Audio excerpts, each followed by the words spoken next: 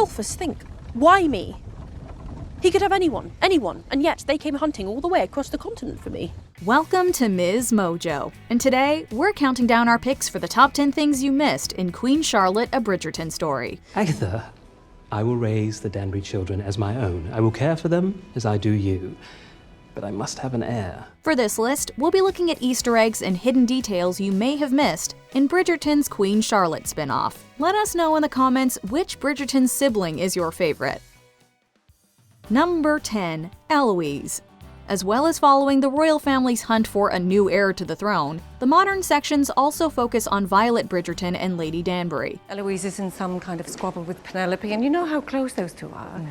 So she is stomping around the house looking like a cloud of thunder. They talk about many things, including catching us up on what's been happening between seasons in order to set up the state of play in season 3. In particular, Violet notes that Eloise is still in a bad mood and unhappy with her situation, which is hardly surprising. And what exactly is your business, Pen? She'd only just found out that Penelope is Lady Whistledown when we last saw her, and given season 3 is set to focus on Penelope and Colin, we're sure this will be a key part of the next set of episodes. I was trying to protect you. Is that what you were doing? By writing about me in your latest sheet? By telling the entire world about things I trusted you with? It was the only way I could convince the Queen it wasn't you. It was the only way I could save you. Number 9. Mozart. Technically, this is something you may have missed back in Bridgerton Season 1. In an early episode, Queen Charlotte talks about how she once met Mozart and performed an aria with him.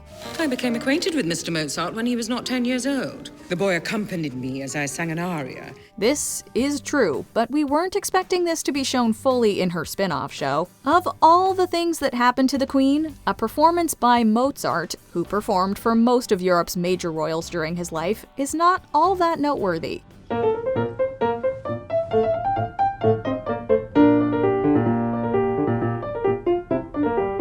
But if you rewatch season 1, you'll definitely notice it now and be pleasantly surprised by the show's attention to detail. A child named Mozart. Where is he from? Has she no taste? Number 8. Gregory. Much like Eloise, Violet also talks about Gregory, the youngest Bridgerton son, and how he's apparently had a growth spurt. Gregory has grown what seems twice his height in a month. It's a little mysterious what this might refer to. Has actor Will Tilston, currently still a teenager, had a growth spurt in real life? Or has the role of Gregory been recast without anybody yet knowing? This wouldn't be all that surprising, as the role of Francesca Bridgerton has already been recast because of actor Ruby Stokes having scheduling conflicts. Brother? Gregory, should you not be in bed? I cannot sleep. Is something wrong? As each of the Bridgertons is set to have their own series, it does make sense that they might be recast with older actors, given the adult nature of some parts of the show. Am I like him at all? Or was he more like Hugh? Father? Number 7. German. Queen Charlotte's brother, Adolphus, doesn't appear too many times in the show, only at the beginning and the end where he briefly courts Lady Danbury. Liebchen, we have been looking everywhere for you. What are you? Your Majesty. But during his few appearances, he does, occasionally, let a few German words slip out, which is one of the few times the German heritage of the Queen is clear. Must be the man responsible for my possible future happiness. Yeah. My apologies, yes. He brings up the language again later on, while trying to persuade Lady Danbury to marry him, saying she will quickly learn German if she returns with him. Most of the wives at court are older than you, but you will like them once you learn the language. In real life, Adolphus inherited the duchy to become Adolphus Friedrich IV, Duke of Mecklenburg-Strelitz, aged 14, and he never actually got married. Number 6. Hastings' children. Very briefly, in another flash forward, we see Violet Bridgerton with 2 young children. However, there are some very special joys well worth waiting for. Considering Anthony and Kate won't have had time to have 2 children by the time Queen Charlotte's set, both the children are undoubtedly Daphne and Simon's. Congratulations, Your Graces. A boy. He ultimately broke the vow he made to his father and did sire an heir, as he says, at the end of season 1, and fans of the books will know that the Duke and Duchess of Hastings go on to have 5 children in total.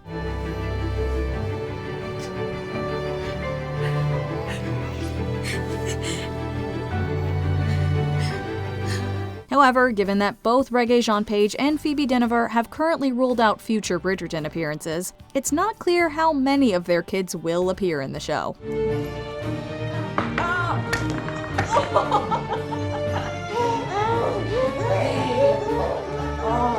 Number 5. Botany. In real life, the Queen had a keen interest in botany. She was an amateur, having not had a very extensive education, something common for royals until the last century, but she still enjoyed plants, and this was one of the few things she was taught about.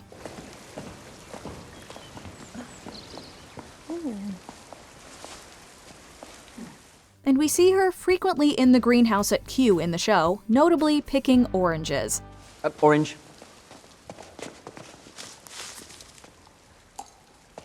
Take it to the kitchens for the Queen's meal. She's frustrated by Brimsley's refusal to let her pick the oranges herself, as he has the other servants do it for her. I can pick my own orange, Brimsley. Yes, Your Majesty.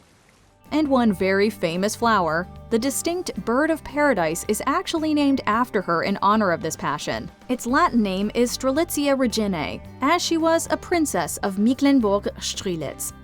Number 4. Violet's colors. I suppose I should be funding schools for orphan girls in honor of my husband instead of mourning his loss. Thank you for the advice, Lady Danbury. Back in the present day, at least as far as Bridgerton's concerned, and Violet and Lady Danbury are having their own character arcs play out, Violet eventually discovers Lady Danbury's secret affair with Violet's father. My husband and I had a garden, a luscious garden with many varieties of flowers, and when he died, the garden died. But throughout all this, Lady Danbury eventually convinces Violet that she is more than Edmund Bridgerton's widow, and Violet comes to the conclusion that she might be ready to find love again. I am contemplating starting anew. Why, Violet Bridgerton?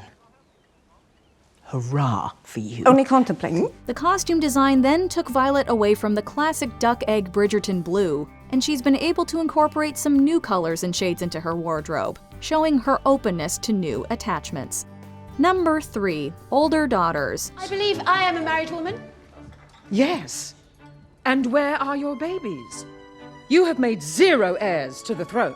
I am trying. While the show is very concerned with the lack of heir, it's never really explained why the many princesses haven't conceived, even if it's dwelled on by the Queen as she demands they make themselves useful. Dearest, I explained everything to you.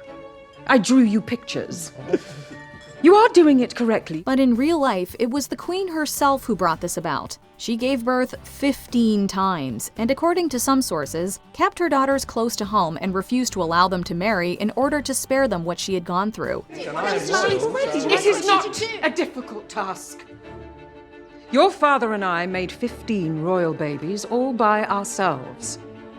I do not see why the whole lot of you cannot make just one. By all accounts, Charlotte did love her children, but she would have been happy with far fewer of them. By the time they did marry, the princesses were too old to conceive easily. Number 2. Wedding outfits. More hidden details from the costume department. The designers put a lot into many of the outfits, though some had more Easter eggs than others. Are you in need of assistance of some kind? The wedding outfits in particular contained all kinds of details. George's suit, for instance, had English roses embroidered into it, including the White Rose of Yorkshire and Tudor Rose.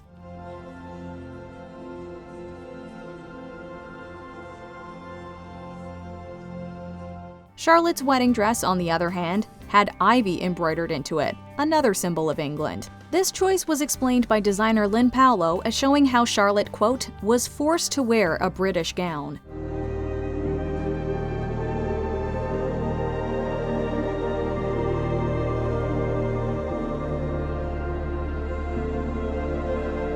She's later allowed to develop her own style, indicating how much she's developed as a character and as the Queen. Before we continue, be sure to subscribe to our channel and ring the bell to get notified about our latest videos.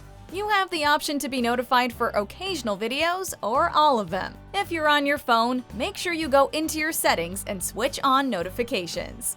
Number 1. People's Princess. This coldest time of year has become that much colder with the sad news of the death of the Princess Royal.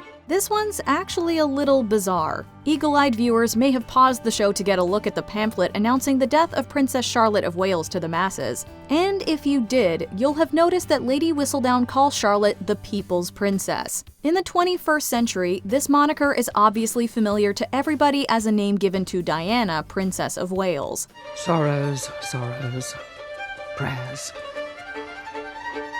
Using the same phrase is probably to convey to a modern audience just how shocking the death of Princess Charlotte was at the time. Our heads grieve more for the future of the monarchy itself. But the term wasn't used to describe anybody, including Diana, until the 1990s.